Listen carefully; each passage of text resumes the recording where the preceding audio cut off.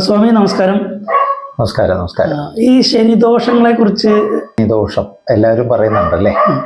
അപ്പൊ സ്വാമി ഈ ശനിദോഷങ്ങളെ കുറിച്ച് നമുക്ക് ലഘുവായിട്ട് എന്തെങ്കിലുമൊക്കെ ഒരു പരിഹാരം സ്വാമിക്ക് നിർദ്ദേശിക്കാൻ പറ്റുമോ? പെട്ടെന്ന് മനസ്സിലാവുന്ന രീതിയിൽ. ശനിദോഷത്തിന് പരിഹാരം ശനിയെ ആശ്രയിക്കുക തന്നെയാണ്. അതിന് സൂര്യപുത്രനാണ് ശനി.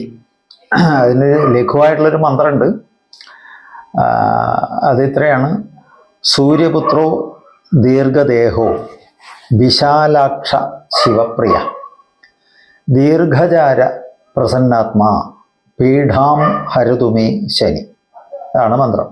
സൂര്യപുത്രോ ദീർഘദേഹോ വിശാലാക്ഷ ശിവപ്രിയ ദീർഘചാര പ്രസന്നാത്മാ പീഠാം ഹരതുമേ ശനി. ഈ മന്ത്രം ജപിക്കാം ഒരു 2-3 തവണയൊക്കെ ആയിട്ട് ഒരു ദിവസത്തിൽ. എന്നിട്ട് നമ്മുടെ ദിവസം തുടങ്ങുന്നതാവുമ്പോൾ വലിയ മാറ്റം വരും.